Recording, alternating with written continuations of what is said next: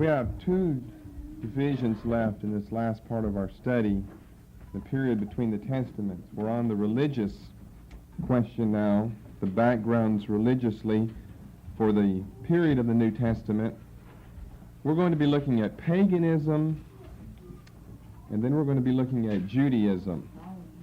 And I don't make any secret about the fact that what I'm aiming at is Judaism, and that's where we'll spend most of our time. This is on page 5 of your outline, by the way. And I think there are about 9 different things we will look at there concerning Judaism. So the second half of page 4, I don't think we'll take too long with that, because I'm not going to be that thorough with this. We'll have to find somewhere else to put it. I would assume it would probably go under maybe Old Testament theology or comparative religion, something like that, because it deals with the pagan religions, particularly of the Old Testament, I have in mind right now, since that's what we're going to be looking at tonight. But I guess it gets into the New as well when you get into the pantheons of the Greeks and the Romans, you get into Roman and Greek philosophies and things of that order. But Judaism is the most important thing. Remember, we're studying the period between the Testaments, but sometimes we have to go back quite a bit earlier to catch the train of thought, and we're going to go way back really early times to catch the train of thought of the development of religion, I guess we could say, in the world, and particularly as it affected Israel. But nothing affects Israel like Judaism.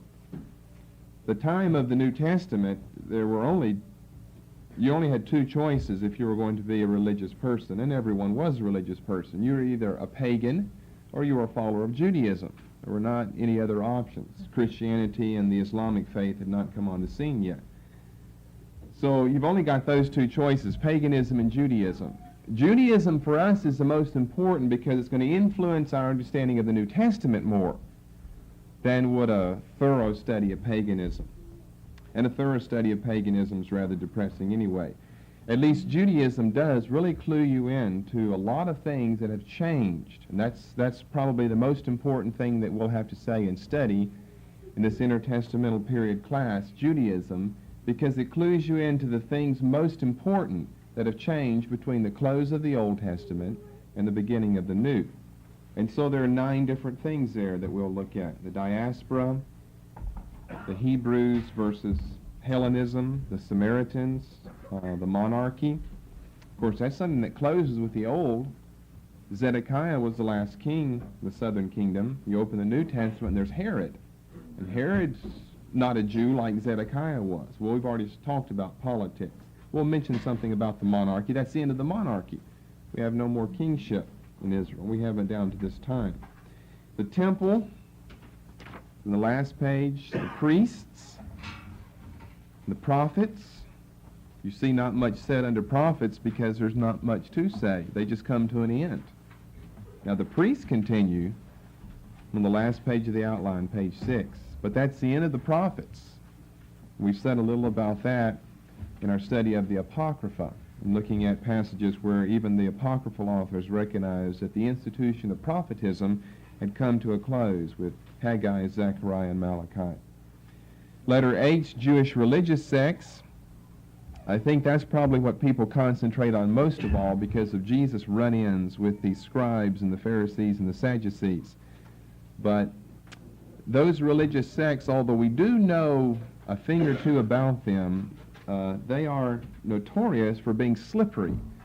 And by that I mean it's difficult to get a good grasp on everything we would like to know about these religious sects just because, well, the information sometimes is a little ambiguous. Other times we might think it to be anachronistic or whatever.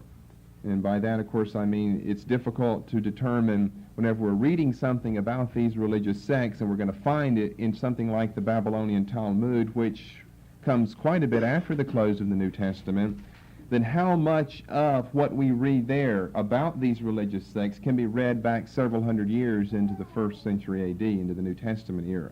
Of course, they change over history. And so we'll just have to wait till we get there to see what we can say about some of those important Jewish religious sects, and then literature, which we'll not say much about since we've covered before. Well, that's where we're headed in this study, is Judaism. But before we get there, we have the second half of page 4, paganism. Religious backgrounds of the intertestamental period, paganism. We're going to look at paganism in general, which is our topic tonight, pagan worship in the Old Testament. And then we have about a half a dozen things there mentioned as well, the occult, the pantheons, emperor worship, the mystery religions, and the philosophies. Now, paganism in general is going to take us back into the Old Testament with the so-called gods, small g, of the Old Testament. If you look in any good Bible dictionary, you'll find about 50 of them that are named in the Old Testament, 40 to 50 of them. And of course, there are probably many that are not mentioned there because it's not the purpose of the Old Testament to give us a theology of these pagan neighbors surrounding Israel and their respective pagan deities, but rather to give us information about the true deity, God, the God of the Hebrews. So I guess what I'm saying is that could take a long time to look at 50 different deities. I don't plan to do that. I might mention a few of them by name, and the rest of them, the significant ones I'll mention, and the rest of them we're going to skip over for right now. But do not fear, we shall cover them one day. The occult, that's a whole study in itself. Where would you ever put a period if you started teaching on the occult?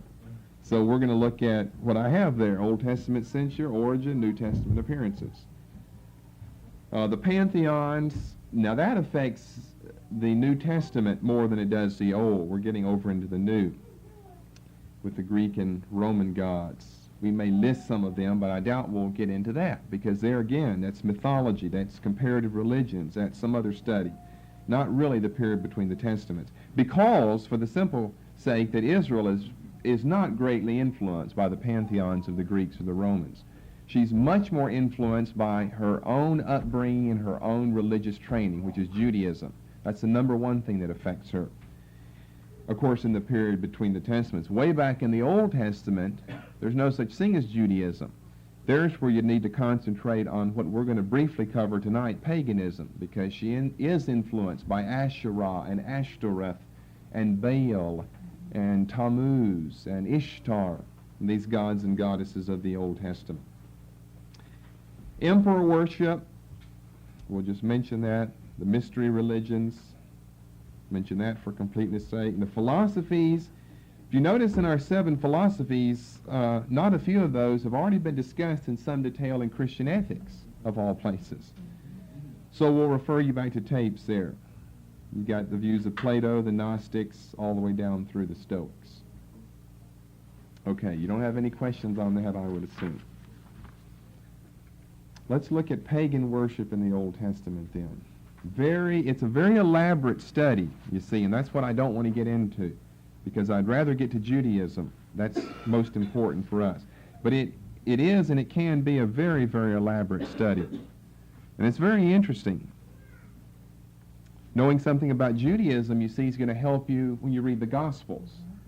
Knowing something a lot about these pagan gods will do something for you when maybe you read the prophets or the historical Old Testament books. Why do we have certain events taking place, and what's the big deal about this God? Or take Elijah, for example. We are going to mention Elijah tonight. Why, of all the prophets Israel certainly had, why so much space given to a non-literary one like Elijah? Now, you may already know the answer because I've told you the answer before, but a lot of Christians wouldn't know. They know, well, Isaiah, Jeremiah, those prophets, they're important. Moses even, beginning with Moses, they're important because of what they wrote. Elijah didn't leave us any writings. Elijah's important because of what he did. And so why so much space? He just burst on the scene, a hairy man from Tishbite, the first verse in 1 Kings chapter 17. And he's with us right on through the end of that chapter, into the 2nd chapter of 2 Kings, where he's called up into heaven with a whirlwind and a chariot of horses and fire. And as Elisha sees him go up, it's my father, the chariot of Israel and the horsemen thereof. What does he mean by a cryptic phrase like that? You see, Elijah's with us from 1 Kings 17 through 2 Kings chapter 2. And then Elisha, his successor, is with us for a number of chapters as well. And he, like his predecessor Elijah, was not a writing prophet. He was not a literary prophet. He was a man of action, a man of deed. And so there you've got a large section, almost an entire book. If you take the second half of 1 Kings and the first half of 2 Kings, devoted to these two men, Elijah and Elisha. Of course, that directly has ties with pagan religion and worship in the Old Testament, and how Israel was negatively and adversely affected by that. And as a result, we're given a lot of information about these men, and they are given a lot of space in the Old Testament. But most people wouldn't know why. They don't know why. They wouldn't even think that there may have been many other prophets. Well, Obadiah tells us that he took 2 groups of 50 of the Lord's prophets and hid them in caves and fed them with bread and water. Well, there's 100 prophets besides Elijah and Elisha. Why concentrate on those 2 men? Well, we'll see here momentarily.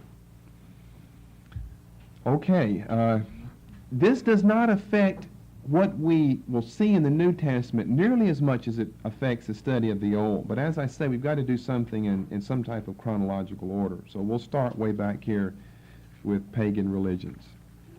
And I'm a little embarrassed because it's not complete, so don't fault me with the fact that it's not complete. But let's start with point number 1. The idea of God was not an idea of divine supremacy. In almost, well, we probably could say, in all religions of the past, the religion of the Hebrews accepted. Therefore, the pagan nations of antiquity in the world have never had a supreme being. That was unique to the Jews, to the Hebrew people. Christianity, of course, has a supreme being. It doesn't even believe in any lesser beings. You know, a lesser being that's almost God or something. It believes in one and only one God. And Israel believed in one and only one God. But it's interesting when you think back on the nations of antiquity, that belief of God being just God, capital G, as I guess it's thought by everyone in the world today, or every, let's say, Western person in the world today. When you talk about God, they don't think that there are many gods. Now, whether they believe in Him as you do, whether they want to follow Him as they see you follow Him, whether they want to spell it with a capital G or capital SB, supreme being, or capital ES, the eternal spirit, or whatever, there's only one. That's really a modern conception. A modern conception, by the way, that's due to the fact that there is only one God, and God made that known to the Hebrew race, first of all, and Christianity is indebted to it for that. But that's a modern idea of God only being one God. The ancient idea was that there were many gods, and there was no divine supremacy. If there was a being that was divinely supreme, then He was God. There may have been lesser gods under Him, but at least He was the chief God that ruled over everything. And you just don't find that. You don't find that in Greek thought. You don't find that in Roman thought. There's one big God, but there are a lot of other gods who, if they, pull the right punches or whatever, could dislodge Him and get some of their own things done as well. And that is even more true as you go back into paganism in the Old Testament. So their gods didn't possess any of the omnis that theologians ascribe to the true and living God. They were not omnipresent. They were not omniscient. They were not omnipotent. Their gods could die, such as Baal and Tammuz. You see, the true God could not die. You say, well, what about Jesus? Well, that's why we have the incarnation, because God can't die. But God as man could. But these are gods, Baal and Tammuz. They could die. You look over in 1 Kings chapter 18, verse 27, a familiar account here of Elijah's taunt of the false prophets of Baal. But it has to be a taunt that's based on truth, or it wouldn't have fazed them at all. 1 Kings chapter 18 and verse 27. The gods of the pagans did not possess any of the omnis. That's an elementary truth, but you may never have thought of that before. That all of these gods that we see in the Old Testament, 40 to 50 of them, just by name here in the Old Testament, of pagan deities, they were not a supreme being. They were not counted, and I'm not saying from our point of view they were not a supreme being. Of course, we don't think of them as being any type of being. But from the point of view of their devotees, they were not a supreme being. There were various gods for various reasons, for various seasons, for various occasions, and so forth. And in religion you have that today. In the Catholic Church you have that today. Various saints for various occasions, various saints for various days. Comes right out of paganism to emphasize certain days or seasons or events or things of that order. And Paul talks about that over in Colossians 2. We'll hopefully look at that later on. We maybe need to start early. You know what the situation is here. 1 Kings chapter 18. I guess we'll just read the verse, 27. At noon Elijah began to taunt them. Shout louder, he said. Surely he is the God. Now, of course, these are the false prophets of Baal. Look at the middle of verse 26. O Baal, answer us, they shouted. But there was no response. I'm sure that the author of 1 Kings 18 intends humor to be seen in this, sarcasm. For someone to be so vehemently crying out, O Baal, but there was no response, no one answered. And we who are on the other side of the story know that the reason there was no response and no one answered was because there was no one. Whereas if you didn't know that, you wouldn't see the humor or the sarcasm in the story. And of course, here goes the sarcasm with Elijah here. Elijah knows that there is no one. That's why no one answered. But he's going to play their game with them. Surely he's a God. I believe there's a someone up there. Surely he's a God. Perhaps he's deep in thought. Or perhaps he's busy. Or perhaps he's traveling. Maybe he's sleeping and must be awakened. Well, that's certainly a taunt, but what does that say? And we don't find that the false prophets say, well, none of that could be true of our God. Of course it could be true of their God, because they had no supreme being. A supreme being could never sleep.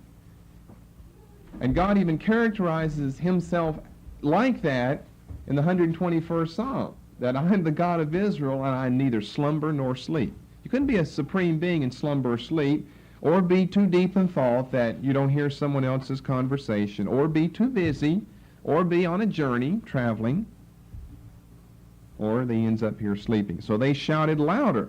Why? Because they believed what Elisha said. Now Elijah was giving them a taunt here, but they believed him because it could have been true with their conception of their God. So they shouted louder, and slashed themselves with swords and spears, as was their custom, until their blood flowed, hoping that would, of course, gain the attention of their God. Midday passed, and they continued their frantic prophesying until the time of the evening sacrifice, but there was no response, no one answered, no one paid attention.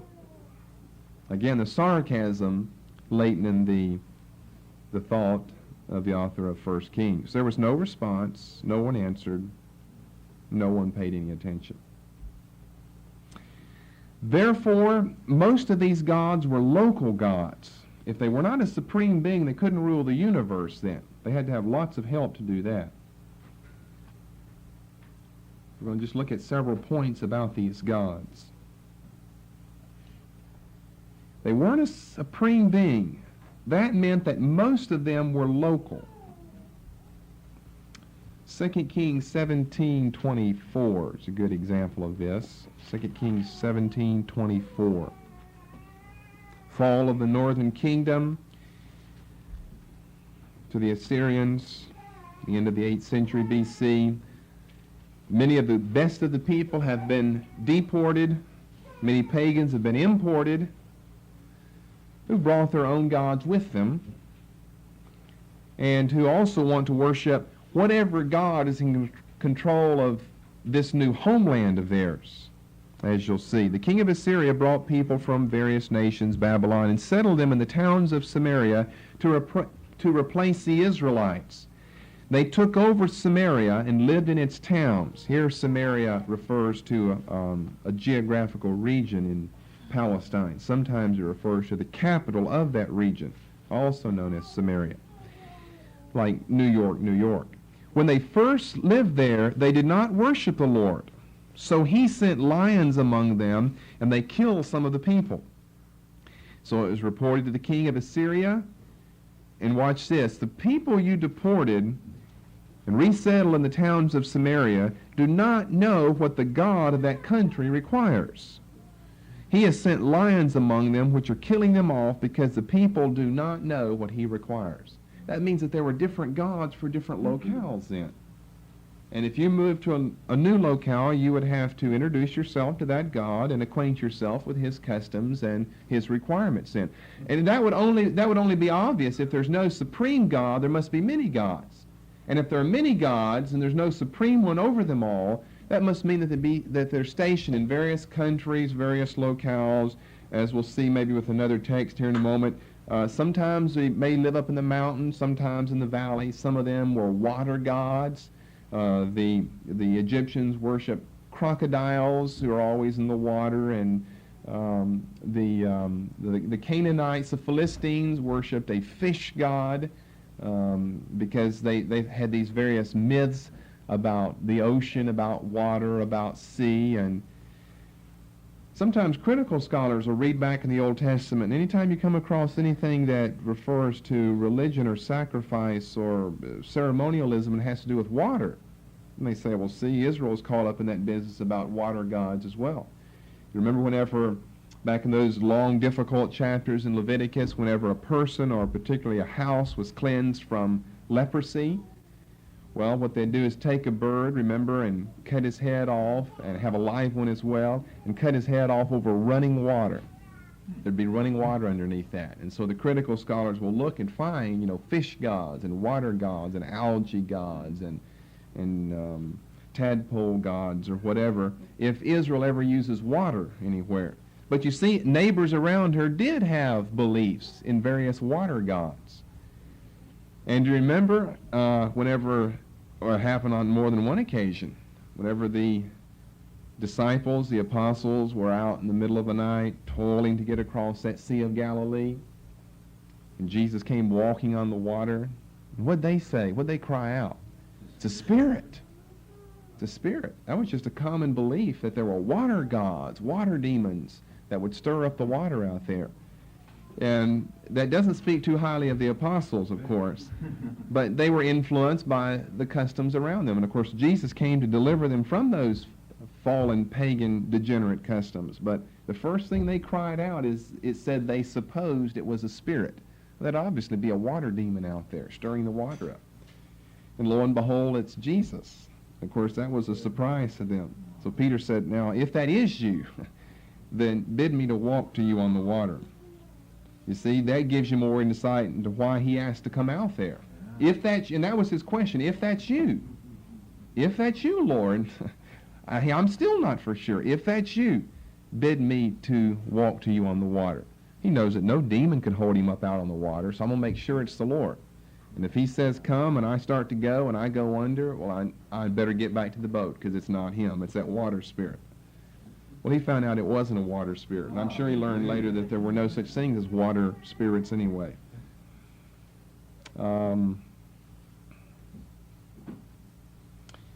It was even thought this way of Israel in 1 Kings chapter 20 and verse 23. Of course, this was not Israel's belief right here being stated. 1 Kings 20:23. It was the belief of her enemies. But her enemies believed about her what they believed about themselves, that they had a God and he was localized. Israel also had a God, and Israel's God was localized. Meanwhile, the officials of the king of Aram advised him, their gods are gods of the hills. This is why they were too strong for us. But if we fight them on the plains, surely we will be stronger than they. Now here we not only don't have a national deity, that's fairly localized, but it's more localized than that. It's localized to a certain type of terrain here. There were gods of the valleys, gods of the hills, gods of the water, gods of the trees, gods of the underworld, gods of the sky, all types of gods. This is what Israel, this is the cultural situation into which Israel came whenever she came out of Egypt into the Promised Land. What a promised land, you might ask. Well, Egypt wasn't known for worshiping one and only God down there anyway herself. So I don't know that Israel had it a lot worse whenever she comes into the so-called promised land. Said, if we fight them on the plains, I know we'll gain the mastery. Do this, remove all the kings from their commands and replace them with other officers. You must also raise an army like the one you lost, horse for horse, chariot for chariot, so we can fight Israel on the plains. Then surely we will be stronger than they. And he agreed. And so the next spring, they come up and fight against Israel. The Israelites were also mustered and given provisions. They marched out to meet them. The Israelites camped opposite them like two small flocks of goats, while the Arameans covered the countryside. The man of God came up and told the king of Israel, this is a prophet. This is what the Lord says. He's going to give him the reason why God is going to give Israel the victory. Because the Arameans think the Lord is the God of the hills and not a God of the valleys. Because they have misconceptions of me, I'll show them otherwise by defeating them through you. I will deliver this vast army into your hands, and you will know that I am the Lord. And for 7 days they camped opposite each other. On the seventh day the battle was joined, and the Israelites inflicted 100,000 casualties on the Aramean foot soldiers in one day.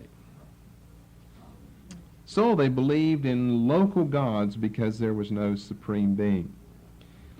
And then thirdly, their lack of a belief in a supreme being was probably due to their view of the universe, their cosmology or their cosmogony. Their lack of a belief in a supreme being was probably due to their view of the universe. The universe to them was not a unity, but it was filled with and always interrupted by contradictory principles. You had the sun. The sun would bring forth the crops. A little rain here and there would nourish them and bring them forth. And then, all of a sudden, you'd have too much rain come and destroy the crops. And so you start over, the sun and a little bit of water, the right mixture, and you have crops. And all of a sudden, no rain and too much sun comes, and the sun destroys the crops. All right, here, they didn't see a unified universe then. Their cosmology was entirely different than the Hebrews. They saw that the universe was something that they certainly could not control, and it certainly could not be controlled by one supreme being.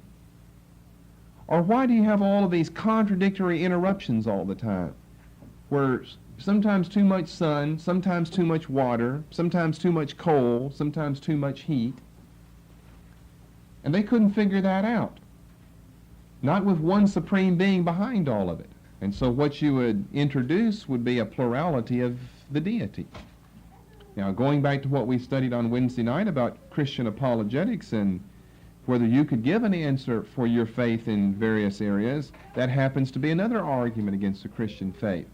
If there really is a God up there, then why does he send floods and tornadoes and droughts and hurricanes and all of this then? It's easier to believe if there are many gods, and you've got a god of the sun, and sometimes he's predominant, and so he prevails over any water gods coming in his region. And sometimes you've got the water god, the storm god, he prevails, and he brings too much water. But if you've got one God behind all of that, how can you reconcile all of these interruptions that are contradictory? Well, the heathens couldn't. Maybe some of you are thinking about that, whether you could reconcile that. The heathens certainly couldn't. And so in order to smooth out their religious problem, they would have to have a plurality of gods. So what we could say would be that the focus of their religion came to be nature itself. That was the greatest influence on their life. That has been the greatest influence on people's lives, a perceptive influence up until modern times. We're going to see some things about that later in Christian ethics when we get to the subject of worldliness. How those two tie in, you may be guessing for a while, but I've certainly seen some very interesting things about that. But up until modern times, the greatest influence on people's lives, because people they lived in an agrarian society, was the sun and the wind and the water and the soil and everything around them. Now today, that still, we could say, is the greatest influence on us, so we just don't notice it anymore. we're not influenced by it directly anymore, like many of the peoples of the world still are today. But with our technological improvements that so many times can become a trap themselves, where, it was just the greatest thing in the world that we invent all of this machinery, modern machinery, and insecticides and pesticides and genetic engineering and crossbreeding and all of this, and the number of American family farms began to dwindle and dwindle and dwindle, where at one time every man was a farmer. That's way back in history. Everyone would have to farm. You've got to have something to eat yourself, and there are no stores. And as you go along and civilization develops, you've got many farmers in the area, but you've got a few people who do other things rather than that, and you can always get your food from them and then give them some of your services and make a swap off. And here we'd think with all of the people in the world today, we must need thousands and thousands of farmers to do the job. Well, their number's getting less and less all the time, and I haven't read anywhere where they're having any problem producing enough food. As a matter of fact, they got too much food. 5 billion bushels extra of wheat here in this country. What are we going to do with all of that? And corn. Your modern inventions sometimes can become a curse, can't they? I mean, people, when they first got all of that, thought, what a deal we have here. Modern machinery, tractors, diesel-powered. Now we can finally make a good living here. And you see, whenever you fill the market and there's a glut on the market, the price of your product goes down, and you would have been better to be living back in the 1700s pushing an old plow by hand. Economically, you'd probably be better off then than a lot of people are today. And of course, there are very few small farms around today. Everything's gone because you just don't make it on a small farm. Big farm, thousands and thousands of acres. Big machinery to run that. You make a lot of money, but the money you spend just on seed, insecticides, pesticides, fuel, storage costs, storage bins. You see, what a headache there. So we're more influenced by other things today, directly. We're more influenced by other things than we are in nature. Most of us don't think about nature. It's an inconvenience for us if we plan a picnic, and that's about all we think about. It doesn't control our lives. You can work inside. You can do something inside. You don't have to do anything outside. But when you don't have any food, you're very concerned about the weather. You're very concerned about nature out there. Well, the focus of their religion came to be nature. Therefore, all of these religions, all of them in the Old Testament, all of them, were nature religions. Now, when you know that, you have to know a lot more, but when you know that, that will make very many things in the Old Testament, in the law especially, various commandments that are given, that'll make very many things stand out to you. They're underscored in your mind as you study along. Because so often you find God in various laws and stipulations and commandments that he gives to the people, you find God striking at the very root of nature worship and nature religions. Now, I think I said a few years ago, whenever we were studying Genesis 1, the story of creation, that because of this pre-flood vapor canopy that we had, there's no question, and there's no question about the fact that that did exist, then there's no question about the fact but that the sun, the moon, and the stars did not appear to them as they appear to us today. Do you remember me saying that before? That if there's this pre-flood vapor canopy, then their brilliance would have been severely inhibited. Probably, if you could see any stars, and it's doubtful you could have seen any stars back then. If you could see any, it'd be a handful. And the moon would be maybe so pale you couldn't see it. One thing you probably could see would be the sun. Or if you couldn't see it, and you may not be able to, on a cloudy day you can't see the sun, you just feel the effect of it being there because it's light around you. But you can't actually see a ball, a discernible ball up there. And our suggestion whenever we taught that was probably God was trying to protect his own existence and being, and protect people down through history since then, to show them that something came before the brilliance of the heavenly bodies up there. Amen. That's not the only form of nature worship. But that maybe is the best known, the most well-known form is the worship of the sun. And it explains probably why one of the earliest forms of nature worship would have been astral worship, the worship of the heavenly or the celestial bodies, particularly the sun and the moon, and stars and comets and meteorites and all of that would come later. Think what would happen then whenever Noah came off of the ark for the first time and saw the sun, and that night saw the moon.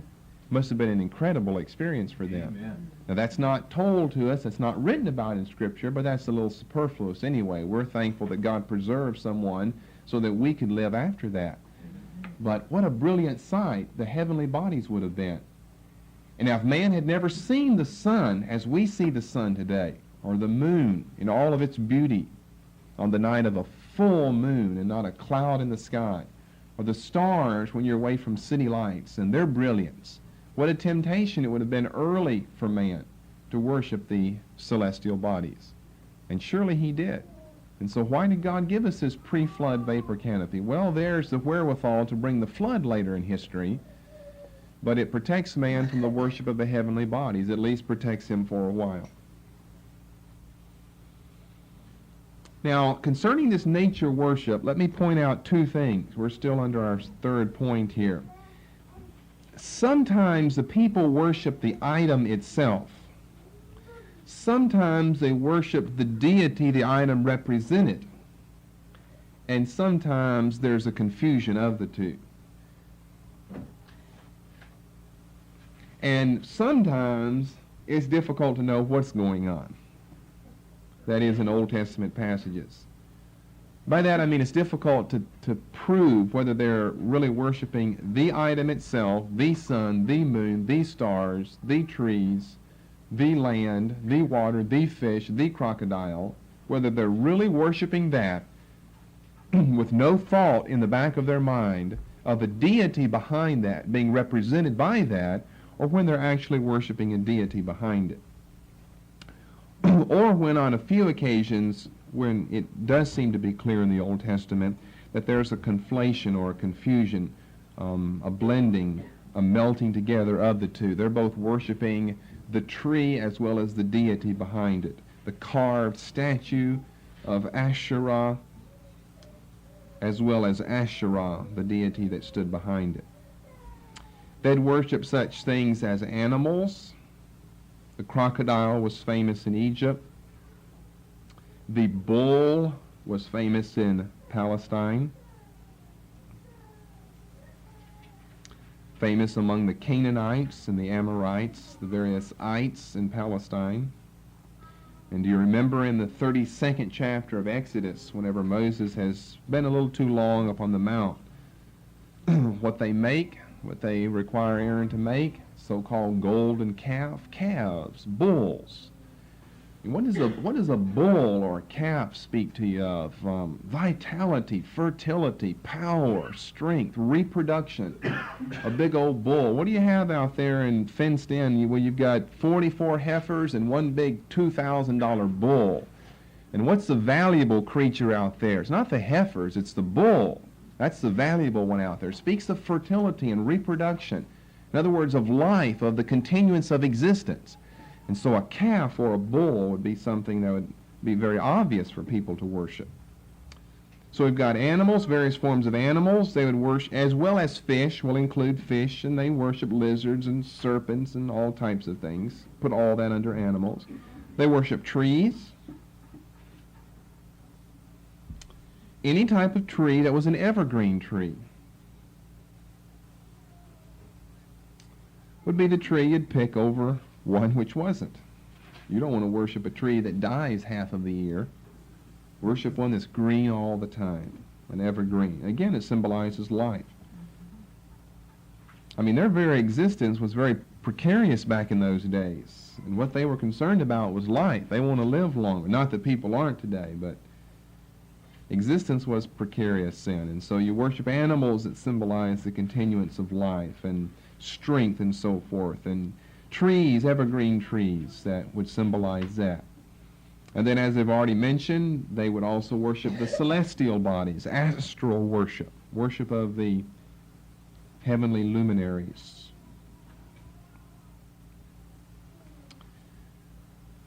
We find such things as the Queen of Heaven, the book of Jeremiah, the Queen of Heaven. Now the King of Heaven would be the sun, so the Queen of Heaven would be the moon. And in 2 Kings you have a whole list of these things, the constellations and so forth. In Amos, I believe it's Amos chapter 5, and that's repeated in Acts chapter 7. There were a couple of the planets that are mentioned that are worshipped. Jump over there. I believe that's Amos 5. I don't have very many of these passages down, so I'm trusting my memory that I've got these right.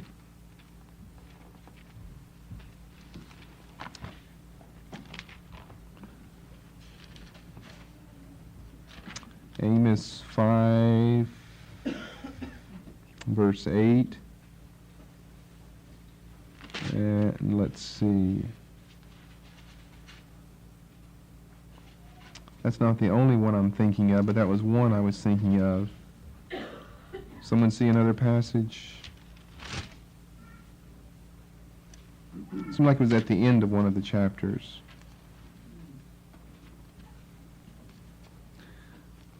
Well, I don't see it now. I thought it was 5. I know how I can find it. I can find it in Acts because Stephen makes reference to this over in Acts chapter 7.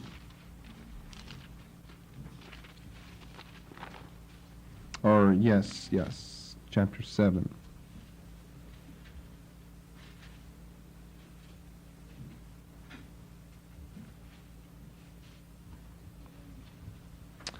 All right, down there in verse 43. The star of your God, Rephan, the shrine of Moloch, Acts 7:43. And right there you find your cross-reference back to the Old Testament. So keep in mind that whenever you're reading through there, not always did they actually worship the heavenly body, worship the sun. Sometimes it did, sometimes it didn't. It would just depend on what deity is involved, what people is involved, what locale is involved, and what the passage, what the context has to say.